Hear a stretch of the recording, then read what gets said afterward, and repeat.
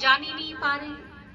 अगर आज संत शरण से भी जुड़े हैं, संतों से भी जुड़े हैं, कहते हैं कि अगर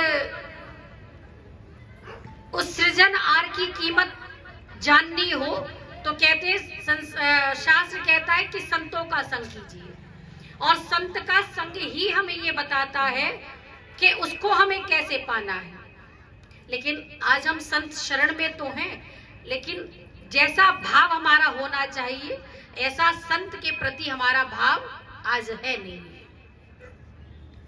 और भक्ति केवल भाव से जुड़ी है, और भक्ति का जो अर्थ है, सही जो व्याख्या है, आप भागवत पढ़ें तो भागवत में साफ लिखा है, अगर भक्ति का अर्थ सुनाया जाए, समझा जाए, तो कहते हैं भक्ति का जो सही अर्थ है वो केवल भाव निष्ठा प्रेम है, और जो भाव से जुड़ा है, निष्ठा से जुड़ा है, वही भक्ति से जुड़ा है, और जो भक्ति से जुड़ा है वही संतों से जुड़ा है, और जो संतों से जुड़ा है वही रूह किससे जुड़ी है, वही सद्गुरुदेव भगवान से जुड़ जाती है। ये एक चैन है इस तरीके से वहां तक पहुंचने की। तो आज हम संतों से जो जुड़े हैं लेकिन भाव नहीं है। आजकल क्या है, आजकल कुतर्कबाजी ज्यादा है। मैं एक जगह मैं ग्रंथ में पढ़ रही थी, एक किताब में मैंने पढ़ा कि आजकल के जो लोग हैं उनसे मिलने वाले वो कैसे हैं, कहते हैं तुरकबाजी ज्यादा करते हैं। आजकल संतों को सुना नहीं जाता है, संतों को सुनाया जाता है।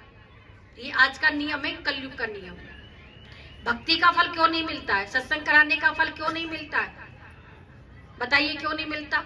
खूब मन से कराया, खूब कर लिया, लास्ट में पता नहीं क्या कह दिया, और वो एक ही शब्द से क्या हो गया, घड़ा भरा और वहीं के वहीं तुरंत क्या कर दिया, तुरंत खाली कर दिया।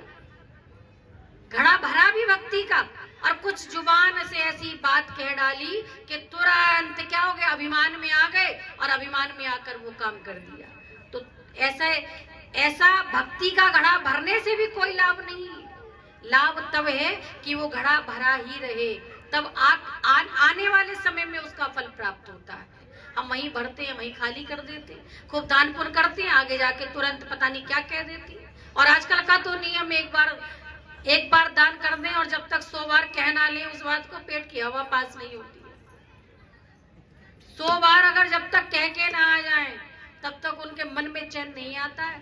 लेकिन भागवत कहती है ऐसा दान तो व्यर्थ है करना कि जिसको खुद ही गाया जाए। अरे उसको और कोई कहे तो अच्छा है, लेकिन जो कर रहा है उसके मुख से नहीं वो ये बातें होनी चाहिए कि हमने इतना किया, वो किया धरा सब बेकार है।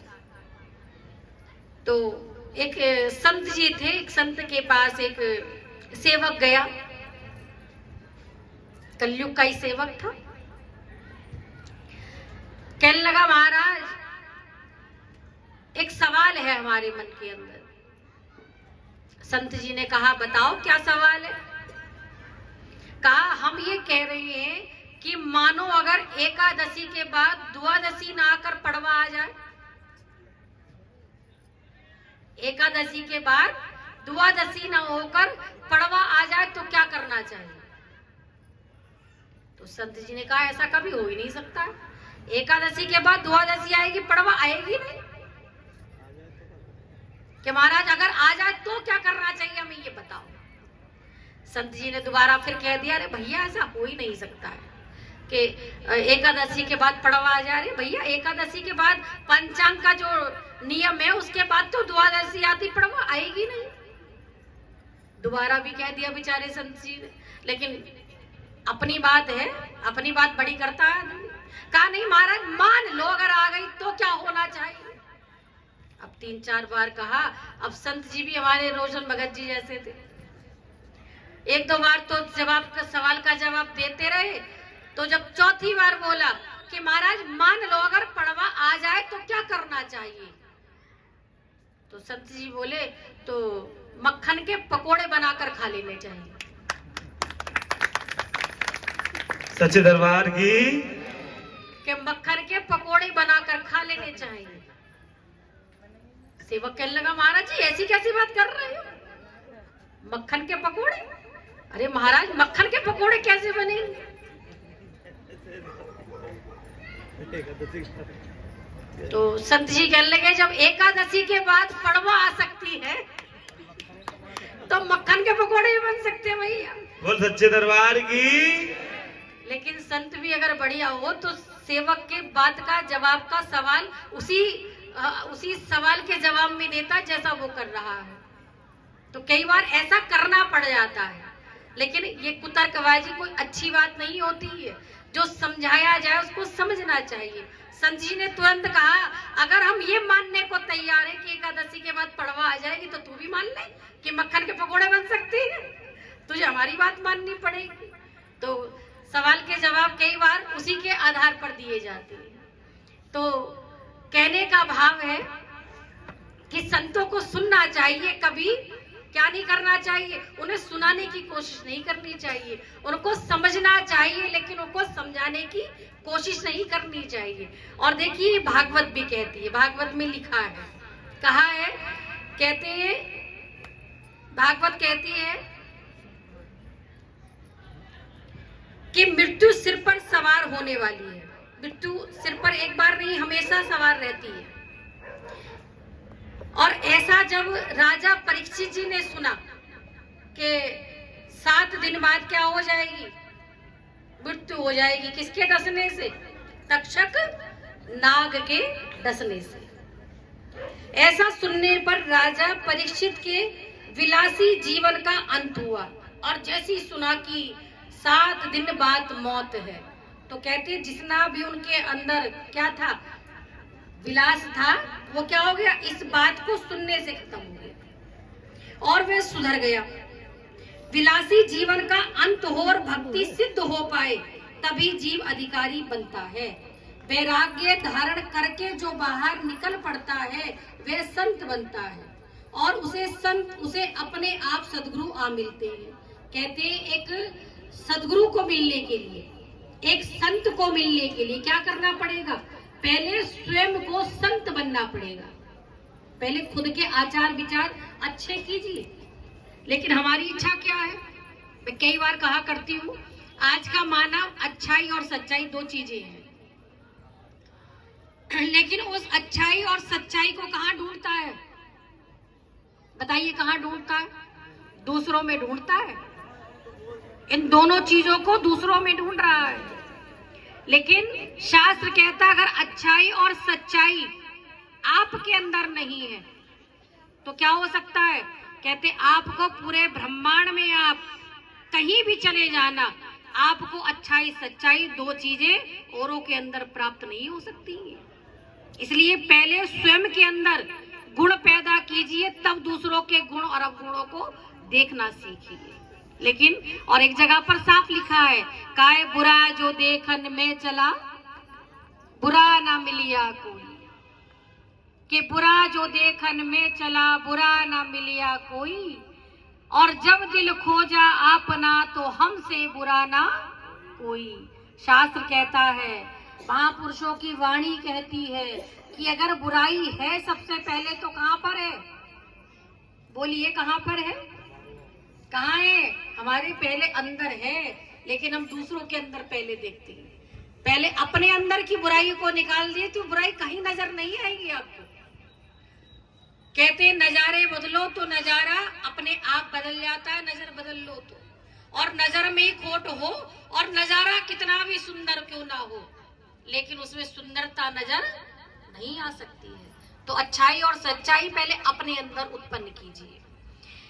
काय संत के घर ही संत पधारते हैं। और कहते हैं जो जीव तन और मन से संत होता है, आत्मा से संत बन जाता है। संत किसी भगवा से धारण करने से संत नहीं बनता है, ये भागवत में लिखा गया है।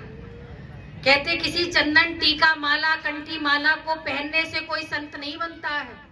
संत किससे बनता है आप बताइए?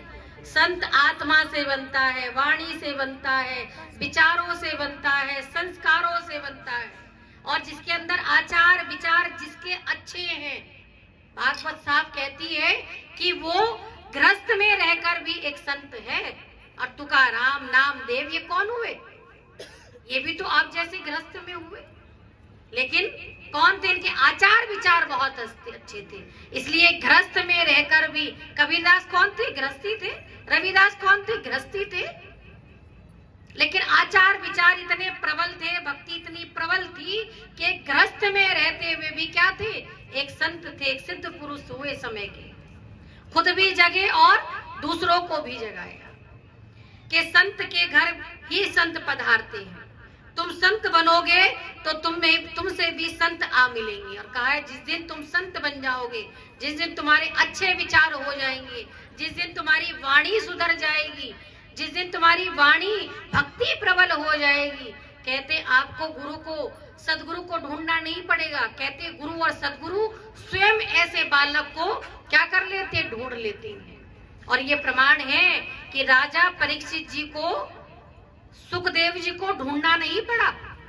वो तो केवल एक गंगा के किनारे विचार कर रहे थे कि जीवन 7 दिन का है और इस 7 दिन में क्या ऐसा किया जाए कि जीवन सार्थक हो जाए। और ऐसा विचार जब कर रहे थे तो उसी गंगा के किनारे कौन आ गए? सुखदेव जी आ गए। और क्या किया? सुकरताल में जाकर कथा सुनाई और 7 दिन राजा परीक्षित जी ने कथा सुनी और क्या हो गया? उनके जीवन का कल्याण हो गया। उनके पास तो 7 दिन थे, उन्हें पता था कि उनके पास 7 दिन है, लेकिन हमें तो पता ही नहीं कि हमारे पास 7 दिन है या नहीं है। लेकिन हम फिर भी क्या है? हम फिर भी बेखबर हैं। काहे से? भजन से, बंदगी से, सेवा से, सुमरन से, गुरु दरबार से, गुरु की चौखट से, संतों के दर्शन से, संतों के मिलन से बनोगे। कहा है मनुष्य मात्र का कर्तव्य क्या है? कहा है मृत्यु व्यक्ति का कर्तव्य क्या है? इन जैसे प्रश्नों की चर्चा करके ज्ञान दिया गया है। इसमें ज्ञान को क्रियात्मक रूप से देने का उपदेश दिया गया है। जब तक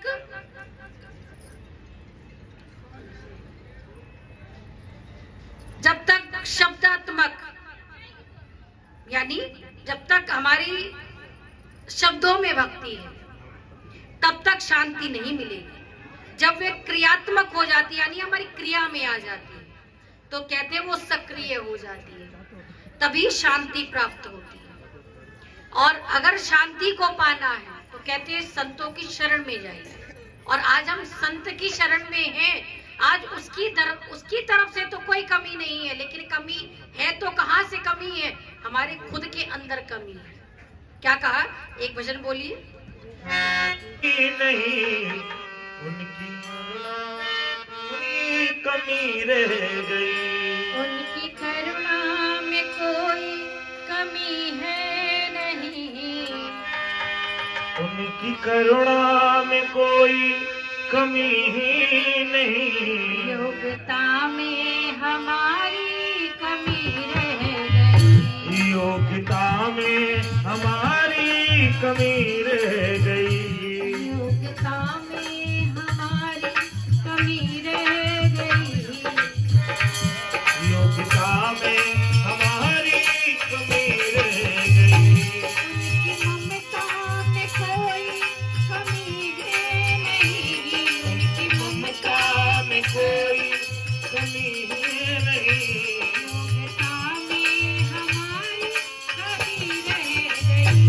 योग्यता में हमारी कमी रह गई, योग्यता में हमारी योग्यता में हमारी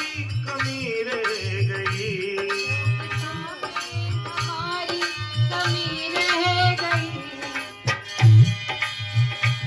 योग्यता में हमारी कमी रह गई, उनकी ममता में कोई कमी ही नहीं, उनकी ममता में कोई कमी ही नहीं, योग्यता में हमारी योग्यता में हमारी कमी रह गई। क्या कहा? उनकी करुणा में कोई कमी ही नहीं, योग्यता में हमारी कमी रह गई, उनकी ममता में कोई कमी है नहीं, योग्यता में हमारी कमी रह गई। अगर कमी है तो कहाँ पर है? हमारे नगली साहब में एक छंद गाया जाता है, उसमें एक कड़ी में कहा जाता है, गुरु की कृपा सब पर भारी, जो समझे वो है अधिकारी, और जो ना समझे वो नाकारी। और जो समझता है उस पर प्रभु कृपा करता है। और मैं कहती हूँ अगर उसकी कृपा को पाना है, उसकी पात्रता को पाना है, उसकी अपने अंदर योग्यता को पाना है, तो क्या करिए? कहते उसके हो जाइए, और जब तक उसके होएंगे नहीं समर्पण हो जाइए, और जब तक समर्पण नहीं होंगे, कहते दो चीजें होती, एक होता है समर्पण और दूसरा होता है अर्पण। और अर्पण किसे कहती? अर्पण कहते हैं जो अपनी मर्जी चलाता है, अपने मन किया तो दरबार में चले गए, अपना मन नहीं किया तो नहीं गए, अपना मन किया तो सत्संग में चले गए, नहीं किया तो नहीं आए। यानी जिनके लिए कोई बंधन नहीं है, गुरु आज्ञा का कोई महत्व नहीं है, वो अर्पण है कि अपनी मर्जी आई तो याद कर लिया, कि दुख आया तो तुरंत किसकी याद आ गई? तुरंत भगवान की याद आ गई। पता लगा लिया कि नंगली साहब कहाँ है, पता लग गया। लेकिन जब तक कोई आफत नहीं थी, कोई संकट नहीं था, तब तक याद ही नहीं किया। यानी जो अपनी मन मर्जी से परमात्मा को याद करता है उसको कहते हैं अर्पण। और दूसरा होता है समर्पण। और समर्पण किसे कहते हैं? समर्पण कहते हैं जो हर स्थिति में सुख है तब भी उसको याद करता है, और दुख है तब भी याद करता है, बहुत बड़ा दुख है तब भी याद कर रहा है, और बहुत जीवन में सुख है तब भी नहीं भूला है, तब भी याद कर रहा है। यानी हर स्थिति में जो याद कर रहा है वो समर्पण है।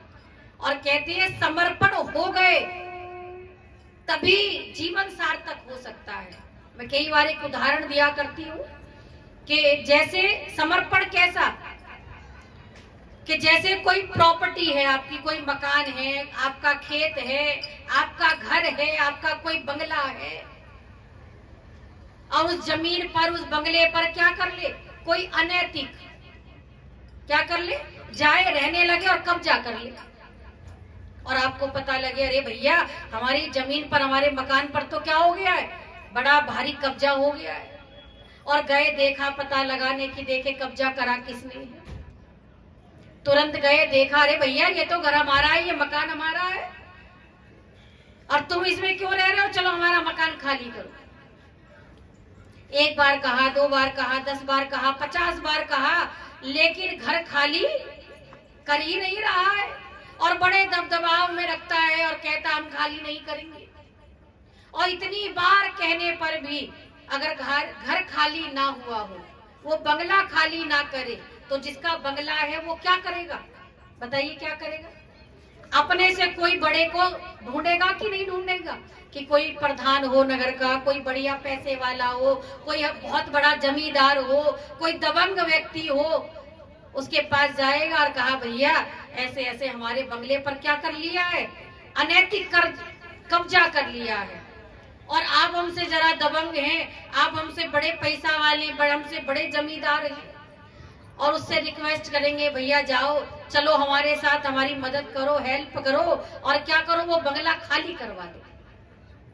और जिसके पास गए और वो आपसे इतना बड़ा था कि तुरंत बंगले में गया और कहा भैया खाली क्यों नहीं करते, खाली कर दो, 1 घंटा है तुम्हारे पास, और अगर 1 घंटे में खाली नहीं किया तो तुम जानते हो हम कौन है। दबंग था और गया, इतनी बात का इतना बड़ा असर हुआ कि 1 घंटा छोड़ो, उसने 10 मिनट में क्या कर दिया, मकान खाली कर दिया। ऐसे ही जैसे संसार के मकान पर कोई अनैतिक कब्जा कर लेता है, ऐसे ही सबसे असली मकान हमारा कौन सा है हमारे पास, बताइए? ये शरीर है सबसे असली, जो प्रॉपर्टी है हमारी सबसे असली, वो कौन सी है? केवल ये मनुष्य जीवन हमारा अपना है। और अगर इस मकान पर भी कब्जा है बहुत लोगों का, किस किस का कब्जा है? जैसे उस मकान पर कोई कब्जा कर लेता है, ऐसे इस मकान पर भी बहुत लोगों का कब्जा है। किस किस का? काम, क्रोध, लोभ, लालच घेरे पड़े, कब्जा करे पड़े।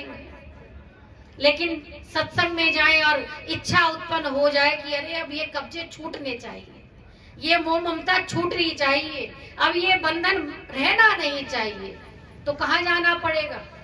बताइए कहाँ जाएंगे आप? आपकी नजर में कौन ऐसा है कि बड़ा जो आपके इन बंधनों को छुड़ा देगा? बताइए कौन है?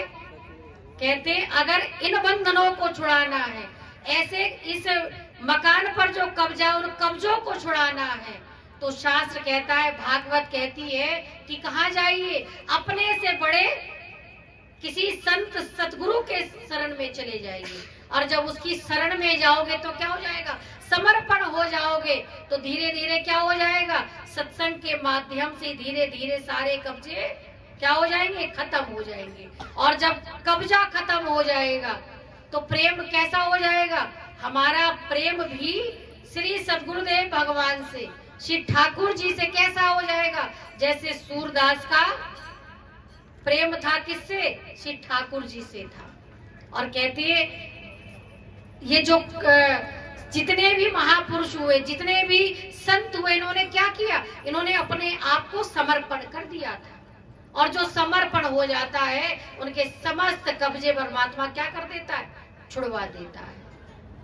और जब कब्जे छूट जाते हैं तो सूरदास जी जैसे ही क्या, सूरदास जी भी ऐसे थे, उन्होंने भी समर्पण थे वो भी परमात्मा को। और कहते हैं सूरदास इतने भक्ति में थे, इतनी भक्ति करने वाले थे, उठते बैठते चलते फिरते क्या करते थे? कृष्ण भगत थे। इसलिए क्या करते थे? उठते बैठते चलते श्री ठाकुर जी का नाम लिया करते थे। और कहते हैं भक्ति इतनी प्रबल थी कि आंखों से अंधे थे लेकिन उनको फिर भी भगवान दिखाई देते थे। और कहते हैं 24 घंटे में 25 बार क्या करते थे? दिन भर में उनको श्री ठाकुर जी के क्या हुआ करते थे? दर्शन हुआ करते थे। और जबकि सूरदास जी के पास केवल एक प्रेम था, ना आप जैसा घर था, ना कोई मकान था, ना कोई छप्पर भोग थे आपकी तरह, कुछ नहीं था, कुछ चढ़ाने के लिए नहीं था, लेकिन क्या था? केवल प्रेम भाव और निष्ठा, विश्वास, समर्पणता थी उनके पास। और इतना प्रेम था और इतने दर्शन होने के बाद भी कहते हैं सूरदास इतना भगवान का दर्शन करने के बाद भी उनकी प्यास क्या नहीं होती थी? बुझती नहीं थी भगवान के दर्शन से। और रात दिन एक बात कहा करते थे कि देखियो चाहत कमल नैनन को, कि देखियो चाहत कमल नैनन को, निस दिन रहत उदासी, हरि दर्शन की प्यासी। ये आंख जो है काय की प्यासी है? ये तो श्री ठाकुर जी के दर्शन की प्यासी है। हमारी तो आंख है तब भी हमें वो नजर नहीं आता है, और उनकी तो आंख नहीं थी तब उन्हें भगवान श्री ठाकुर जी नजर आते थे। और इस बात से समस्त नगर निवासी, ग्रामवासी, समस्त संसारी जीव क्या था? भ्रमित था इस बात से।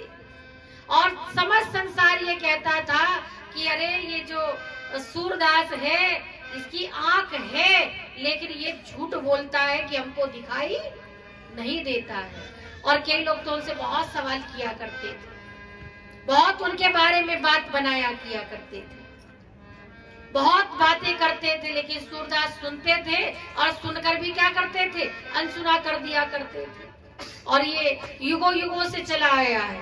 काहे जब तक भक्त की होए ना हासी, जब तक भक्त की होए ना हासी, और जब तक भक्ति होए ना साची। और भागवत ये भी कहती है कि जब ऐसी मजाक हो रही हो तो क्या करना चाहिए? ऐसे भक्तिवान व्यक्ति को सूरदास की तरह कानों से सुने एक से और दूसरे से क्या कर देना चाहिए?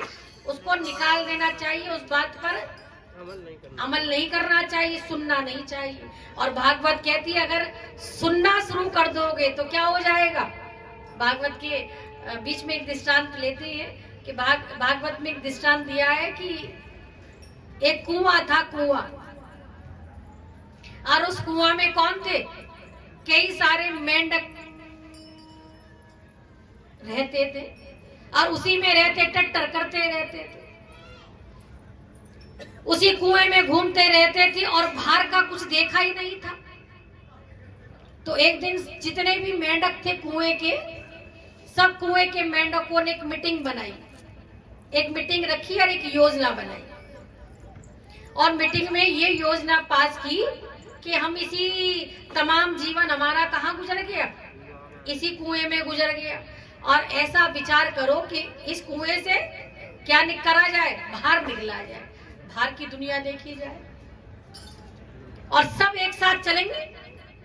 तो सबने कहा ठीक है चलेंगे चलेंगे, सब राजी हो गए इस बात के लिए। अब जब मीटिंग में ये योजना पास हो गई और कल का समय निश्चित रख दिया कि कल 10 बजे सब लोग एक साथ क्या करेंगे, चढ़ना शुरू करेंगे बाहर की तरफ, ऊपर की तरफ। सब चढ़ने लगे। अब चढ़े, जब मेंढक चढ़े तो कई मेंढक ऐसे थे जो बार बार गिरे और एक दो बार गिरे और बार बार जब देख दो बार गिरे कुएं के अंदर तो सोचा रे भाड़ में जाए, बाहर का हम तो यही ठीक है। हाँ, गिर गिर के चोट और लग रही है हमारे, हम नहीं जाएंगे बाहर, हम यही ठीक है, हमें कुछ नहीं देखना। और एक दो बार गिरे रह गए, कुछ 10-12 बार गिरे तब रह गए। और कई ऐसे भी थे जो बार बार चढ़े और बार बार उतर गए, वो भी रह गए। और कई एक दूसरे को देखकर रह गए, ये भी तो रह गया, चल तू भी चल इसके साथ। कई एक दूसरे को देखकर रह गए कि जब यही नहीं जा पा रहा तो हम कैसे चले जाएंगे। लेकिन उस सारे झुंड में एक मेंढक था जो चढ़ता ही चला जा रहा था। और जितने मेंढक थे सब नीचे एक बार में गिर गए, कोई 10 बार में आ गया, कोई 2 बार में आ गया, कोई किसी को देख के आ गया। और सब उसी को देखने लगे कि ये तो चलता ही चला जा रहा है। और सब अपनी टांग उठा उठा के, हाथ उठा के कहने लगे, अरे गिर जाएगा, अरे गिर जाएगा, अरे मर जाएगा, अरे आजा, अरे आजा। सब बुलाने लगे। लेकिन वो मेंढक पीछे की तरफ देखे और देख के फिर ऊपर चढ़ता चला जाए। और वो मेंढक देखता रहा और ऊपर गिरा भी कई बार, लेकिन चढ़ता चला गया। लेकिन वो चढ़ता चला क्यों गया? और मेंढक उस कुएं से बाहर हो गया। लेकिन वो ऐसा क्या कारण बना कि वो ऊपर निकल गया? इतने लोग रोक रहे थे, वो फिर भी चला गया। वो एक कारण ये था कि वो जो मेंढक था वो कानों से बहरा था, उसको सुनाई कुछ नहीं दे रहा था, केवल इशारा दिखाई दे रहा था। और वो ये अनुमान लगा रहा था, ये कह रहे कि और चढ़ जा, और चढ़ जा, और चढ़ जा। और उसका उत्साह बढ़ता जा रहा था, वो बढ़ता चला जा रहा था और वो बाहर हो गया। ऐसी भक्ति है, अगर भक्ति में किसी का कहा मानोगे और कानों से सुनकर उसी के रोने धोने में लग जाओगे तो भक्ति के इस नरक के कुएं से निकलकर नगली साहब कभी नहीं पहुंच पाओगे। इसलिए क्या करना चाहिए?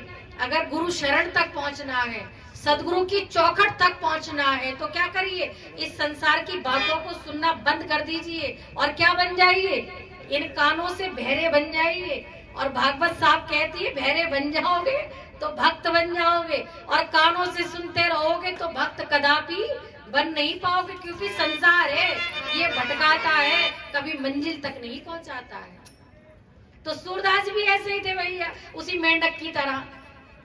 वो भी सुनते और बहरों की तरह रहते कि जो कह रहा कहने दो, और कहते जाकी जैसी बुद्धि और वाकी वैसी बात। क्योंकि जिसके पास जैसा है, जैसी बुद्धि है वैसी तो बात कहेगा वो, जैसा है उसके अंदर वैसा ही तो परोसेगा वो। अच्छा है तो अच्छा परोसेगा वाणी के द्वारा, और अगर अंदर ही गंदगी है तो बाहर क्या करेगा? ये जिह्वा से गलत ही परोसेगा सामने वाले के लिए, कभी अच्छा नहीं बोल सकता है। इसलिए जैसी बुद्धि है उसकी बुद्धि बनी रहे। उसकी बुद्धि को देखकर अपनी बुद्धि को कभी बिगाड़ना नहीं चाहिए, अपने रास्ते को कभी नहीं बिगाड़ना चाहिए। तो तुरंत ही सुनते थे और सुनकर इधर उधर कर देते। अब सूरदास थे, कहने वाले बहुत थे, लेकिन कहते संत जिस नगर में रहता है, अगर उसकी बुराई करने वाले 100 हैं तो प्रेम करने वाले भी 10-20 तो होते ही हैं जो ये उनको चाहते हैं। तो ऐसे ही सूरदास के साथ भी था। कुछ लोग उनकी बुराई भी करते थे कि अरे सूरदास झूठ बोलता है, अंधा है। अंधा नहीं है, इसको दिखाई देता है, ये केवल नाटकबाजी करता है, वरना कन्हैया जैसे हमें दिखते वैसे इसे भी दिखते हैं। लेकिन सूरदास का एक नियम था, जब वो चलते थे अब देखिए अंधा व्यक्ति चलेगा तो किसी का सहारा लेकर ही चलेगा। तो सूरदास भी क्या करते थे, एक लकड़ी का सहारा लिया करते थे। लेकिन अगर हमें लकड़ी से चलना पड़े तो हम कैसे चलेंगे लकड़ी से, बताइए? लकड़ी कैसे होगी, लंबी होगी, ऊपर का हिस्सा हम पकड़ेंगे, नीचे का हिस्सा जमीन में रखेंगे, और तब ये क्रिया है एक अंधे व्यक्ति के चलने की। लेकिन सूरदास चलते थे तो कैसे चलते थे, कहते डंडा लंबा नहीं हुआ करता था उनका डंडा ऐसे हुआ करता था। तो इस बात पर जनता बड़ा विचार करती थी, अरे सूरदास कहता अंधा हूं, डंडा लंबा तो करता नहीं और आड़ा डंडा करके चलता है, अरे ये व्यर्थ की बातें करता है, ये अंधा नहीं है, ये तो इसको दिखाई देता है। अब ये जब बात चली तो सूरदास जी का कोई भक्त था हमारे रोशन भगत जी जैसा, कहते संत की निंदा सुनना भी बहुत बड़ा पाप है और करना तो बहुत बड़ा जुर्म बताया गया है। तो सुनी एक दो बार तो बड़ा बुरा लगा, एक दो को डांटा भी, अरे व्यर्थ की बात क्यों करती। लेकिन जब बहुत सुनने को मिला तो वो कहाँ गया, वो सूरदास जी के पास ही चला गया। सूरदास जी के पास गया, उनको प्रणाम किया और कहा महाराज जी आपसे एक निवेदन है। सूरदास जी ने कहा बताओ क्या? कि महाराज जी आपसे एक प्रार्थना है, रिक्वेस्ट है आपसे कि भैया बताओ तो सही। कहा महाराज जी जितनी भी जनता है नगर की सब आपकी हंसी उड़ाती है और आपकी निंदा करती है, और आपकी कोई हंसी उड़ाए कोई निंदा करे तो मानो हमारे दिल पर ऐसा लगता है कोई चक्कू और तलवार चला रहा है, हमारे से ये बात सुनी नहीं जाती है महाराज। तो आपसे निवेदन है हमारा कि हंसी उड़ाने का मौका देते क्यों? सूरदास ने कहा भैया हमने ऐसा क्या कर दिया कि महाराज आप सूरदास हैं, अब सूरदास को लठिया लेकर चलता है तो लंबी लेकर चलता है, अरे महाराज तुम आड़ी लेकर क्यों चलते हो, जनता को कहने का मौका क्यों देते हो? और आपसे निवेदन है अगर आप अब चले तो लकड़ी लंबी लेकर चले, उसको आड़ी लेकर मत चलना, ये हमारा हाथ जोड़ के निवेदन है महाराज। अब जब उसने ऐसा कहा तो सूरदास बड़ा हंसे भी उसकी बात को सुनकर कि देखो कैसा प्रेमी है, इसको कितना बुरा लगता है। और कहा रे भैया कोई बात नहीं, ये बात तो हम भी सुनते हैं, और जब हमें को बुरा नहीं लग रहा तो तुम बुरा क्यों मान रहे हो? कहने दो, कह रहा है, जो कहेगा वो कहने दो, करेगा सो आपको और माई को ना बाप को, वही भोगेगा जो कर रहा है। हमें इस बात से क्या लेना देना है, जो कर रहा है हमारी निंदा करने दो, हम पे कोई फर्क नहीं पड़ता। भक्त कहने लगा महाराज आप पर पड़े ना पड़े लेकिन हम पर बहुत फर्क पड़ता है, आपको कोई गलत बोलता है तो हमसे सुना नहीं जाता है बिल्कुल भी, इसलिए हमारी प्रार्थना है लठिया आड़ी नहीं लंबी लेकर चले आप। जब दूसरी बार भी कहा तो सूरदास फिर हंसे और कहा रे भैया हम क्या करें, कि क्या करें कि अरे भैया हम जैसे ही खड़े होते कहीं चलने के लिए और जैसी लठिया उठाते ही हैं तो हम क्या बताएं भैया तुमको, वो हमारी टेढ़ी टांग का, वो बंसी बजाने वाला, वो ब्रज में रहने वाला, वो सखियों के संग रास रचाने वाला, जैसे हमें लकड़ी उठाने में इतनी देर नहीं लगती है और जितनी जल्दी वो आ जाता है और तुरंत आता है और हमारी लठिया आगे से पकड़ लेता है और कहता है बाबा पीछे से तू पकड़, आगे से हम पकड़ रहे हैं और आगे आगे हम चल रहे, पीछे पीछे तू हमारे चल। तो भैया वहाँ लठियाएं सीधी कैसे करें, वो सीधी करना हमारे बस की बात नहीं। तो जो भगवान के समर्पण होता है, और ये जो मैं बात बता रही हूँ ये कोई बहुत पुरानी बात नहीं है, केवल शास्त्र के अनुसार 5000 वर्ष पूर्व की बात है, और 5000 वर्ष पूर्व ज्यादा नहीं है, इसी समय की, इसी कलयुग की बात है। और जब वो भगवान श्री ठाकुर जी सूरदास की आगे से लठिया पकड़कर चल सकता है कि आगे आगे मैं चल रहा हूँ और पीछे पीछे तू चल, और जिसकी लठिया लेकर भगवान चलता है वो कभी खाई और गड्ढे में क्या नहीं होता है, कभी गिरता नहीं है। और जब वो लठिया पकड़ सकता है तो वो आज भी क्या कर सकता है, आज भी आपकी लठिया को पकड़ सकता है। केवल क्या होना चाहिए, केवल सूरदास की तरह समर्पण हो जाइए, उसके हो जाइए।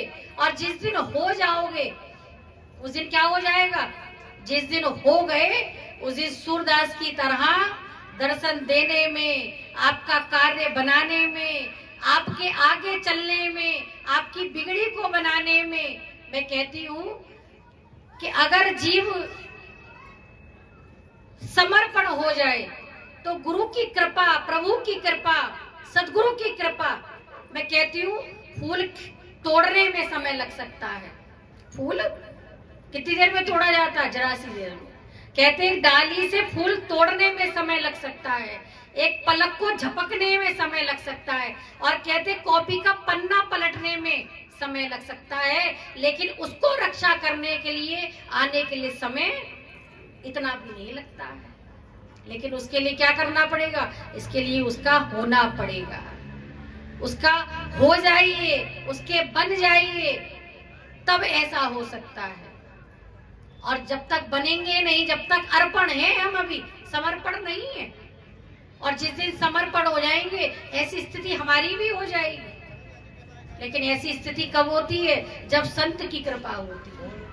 मैं कई बार कहा करती हूँ, अगर संत बनेंगे तो संत मिलेगा, और जब संत की कृपा होगी तो हम कैसे बन जाएंगे, क्या कहा, जब संत मिलन हो जाए, वो जब संत मिलन हो जाए, जब संत मिलन हो जाए, जब गाए तेरी वाणी हरि गुण गाए, तेरी वाणी हरि गुण गाए, तेरी वाणी प्रभु गुण गाए, तेरी वाणी प्रभु गुण गाए। और देखिए सूरदास जी का जो ऐसा जीवन बना था वो किसकी कृपा से बना था, कहते हैं सूरदास जी के गुरु की कृपा से बना था। और सूरदास जी के गुरु कौन थे, शास्त्र के अनुसार सूरदास जी के जो गुरु थे वो कौन थे, काय महाप्रभु वल्लभाचार्य जी। और महाप्रभु वल्लभाचार्य जी के मिलने के बाद ही क्या हुए, ऐसी भक्ति जागृत हुई थी उनकी। और जब संत कृपा करता है तो ऐसा होता है, जब संत मिलन हो जाए, जब संत मिलन हो जाए, तेरी वाणी हरि गुण गाए, ओ तेरी वाणी हरि गुण गाए, तेरी वाणी प्रभु गुण गाए, है तेरी वाणी प्रभु गुण गाए। आँखों से आंसू आए, आँखों से आंसू आए, कोई और न मन को भाए, कोई और न मन को भाए, दर्शन को मन ललचाए, दर्शन को मन ललचाए, दर्शन को मन ललचाए, दर्शन को मन ललचाए,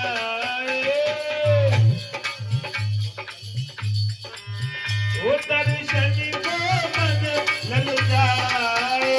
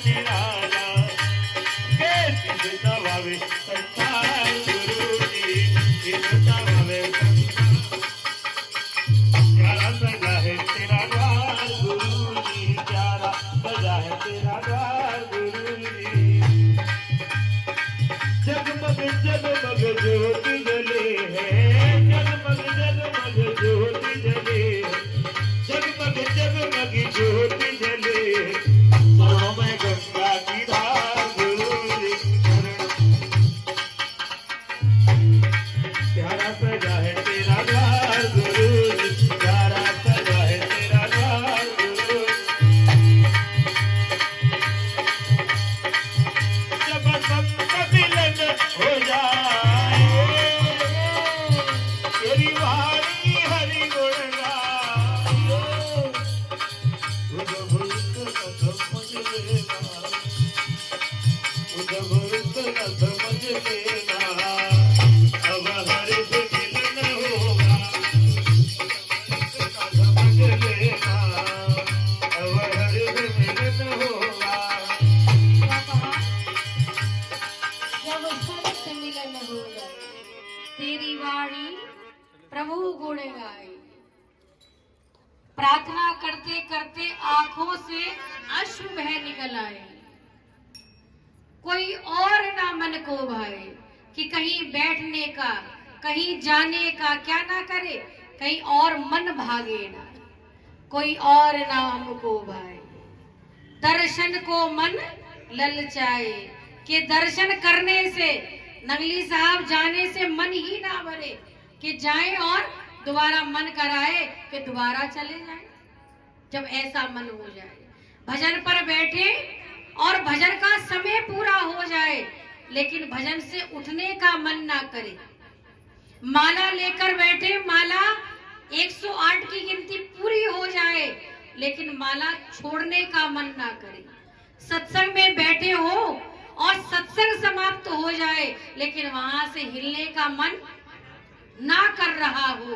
कहते जब ऐसी स्थिति बन जाएगी तो समझ लीजिए तब क्या है, और ऐसी स्थिति कब बनेगी? कहते जब संतों की कृपा होती है। और कहते जब ऐसी स्थिति बन जाएगी तो क्या होगा? साफ लिखा है, कहा है तब इतना समझ लेना। समझ जाना अपने आप समझ जाना इस बात को, जब ऐसी स्थिति बन जाए कि तब इतना समझ लेना, अब हरि से मिलन होगा। ये स्थिति ऐसी है कि किससे मिला देगी आपको? आपके आत्मा को परमात्मा से मिला देगी। आपको जिसकी प्यास लगी थी उस अमृत से मिला देगी। जिसकी भूख लगी थी आपको, वो भूख आपकी मिट जाएगी। लेकिन ऐसा तभी होगा जब कैसा हो जाएगा? जब जीव आत्मा से, मन से समर्पण होगा। नाम लेना एक अलग बात है, लेकिन नाम के संबंध को मरते दम तक निभाना बहुत बड़ी बात है। और आज तो नियम ही अलग है किसी के, जाएंगे किसी के पास, बैठेंगे किसी के पास, सुनेंगे किसी को, प्रसाद किसी से लेंगे, बस तमाम दुनिया ऐसे ही घूमे चले जाती है। और तमाम बना डाले, तमाम इधर उधर भटक रहे हैं। अभी कुछ समय पहले की बात है कि मुझे मिला था एक व्यक्ति, हिमाचल में थी मैं, तो बात चल रही थी सत्संग के ऊपर, गुरुओं के ऊपर। तो पूछा, मैंने पूछ लिया कि तुम कहाँ से जुड़े हो? तो कहा माता जी हमने तो नाम लिया हुआ है। कि कहाँ से जुड़े हो? कहने लगा जुड़े क्या है माता जी, हमारे तो 4-5 गुरुजी हैं। मैं कहा 4-5, एक से काम नहीं चला? एक की पढ़ाई समझ में नहीं आई, एक की पढ़ाई कम रह गई क्या? तो फिर पूछा ये बताओ अच्छा 5 क्यों बनाए और कहाँ कहाँ बनाए? तो कहा देखो माता जी, एक गुरुजी तो हमारे हैं हरिद्वार के अंदर। मैंने कहा अच्छा, और एक गुरुजी हमारे काशी के अंदर। मैं कहा बड़ी दूर दूर बना रखी। और एक गुरुजी हमारे बनारस, एक उज्जैन, एक मथुरा में बना रखी है। तो मैंने कहा इतने गुरुओं की क्या आवश्यकता, क्यों बना रखी? तो कहा देखो माता जी इसका एक बहुत बड़ा रहस्य है। मैंने कहा बताओ क्या रहस्य, ऐसा कौन सा रहस्य जो हम नहीं जान पा रहे? आज 50 साल के हो गए, लेकिन हमें नहीं पता चल रही है ये बात। तो उससे पूछा, आप बताओ क्या रहस्य है? तो कहने लगा, देखो माता जी, हम हरिद्वार जाती है गंगा जी नहाने, हमारे गुरुजी का आश्रम बना बढ़िया, तुरंत जाते कहते कमरा दे दो, तुरंत फ्री कमरा, फ्री गद्दा, फ्री रजाई, और बढ़िया पैर पसार कर सोते, तीनों टाइम का लंगर खाते, फ्री, कोई खर्चा नहीं हमारा। और बनारस जाते तब भी ऐसा ही होता है, मथुरा जाते तब भी ऐसा ही होता है।